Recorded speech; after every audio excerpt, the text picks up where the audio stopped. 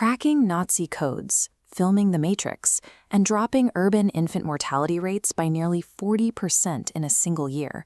These are seemingly unrelated victories, but the minds behind them shared a specific history. Their respective societies considered their core identities either illegal or medically impossible. This friction between identity and authority reaches back to the 3rd century. Roman Emperor Elagabalus ruled a traditional empire while openly flouting its gender roles. Contemporary historians, translating the 3rd century accounts of Cassius Dio, note that Elagabalus explicitly requested female pronouns and sought gender-affirming surgical care. The physical evidence remains on coins like this one, documenting one of the earliest recorded trans women in a seat of global power. If you've never heard these names in your history classes, hit subscribe and join the conversation in the comments below. It appears that when a person is forced to question the rigid rules of their own identity, they develop a unique capacity to question the rigid rules of the world around them. Alan Turing lived at the intersection of these two types of rule-breaking. Today, he is recognized as the father of modern computer science. During World War II, Turing confronted the Nazi Enigma machine, a cipher system that changed its settings daily, creating billions of dead-end permutations for Allied codebreakers. Calculating those settings by hand was mathematically impossible. Each rotation created an exponential tree of data. Turing didn't try to outcalculate the math, he outthought the machine. He designed a system simulating the Enigma rotors mechanically, solving the math that defeated the human mind. While his mechanical logic saved millions of lives, his personal life was treated as a crime. The British government prosecuted Turing for his homosexuality, eventually sentencing him to chemical castration.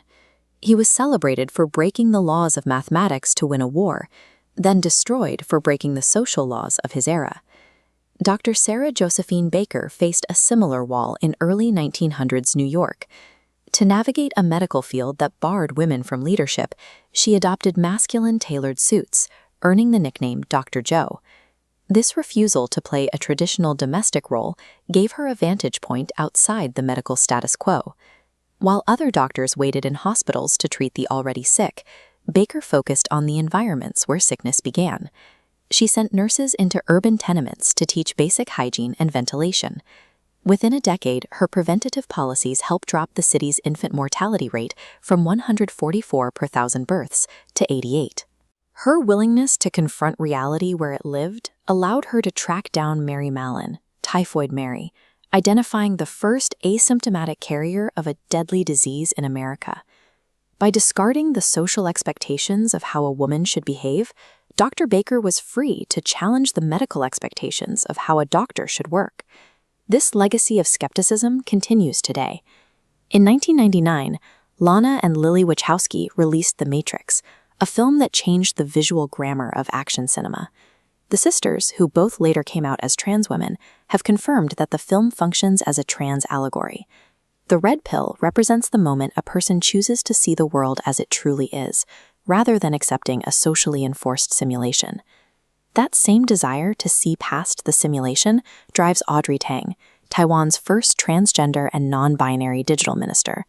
Tang dropped out of school at 14 because her textbooks couldn't keep pace with real-world information.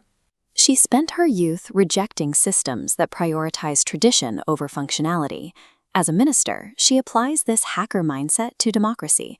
She uses bridging-based algorithms, software that analyzes thousands of opinions to find common ground, allowing for a government based on consensus instead of division.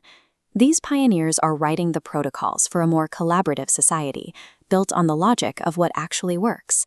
Identifying as queer or trans requires a specific type of analytical skepticism.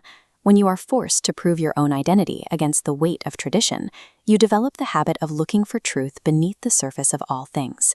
If these thinkers had chosen to conform and hide their true selves, the cost to humanity would be measurable. We would be looking at a world with higher mortality rates, less efficient democracies, and a very different outcome to World War II. Suppressing these identities robs humanity of the exact skepticism required to solve our most stubborn problems. The next person whose life seems to contradict the status quo might be the one currently developing the solution to our next global challenge. Progress doesn't belong to those who fit the mold. It belongs to those who see that the mold was an illusion all along.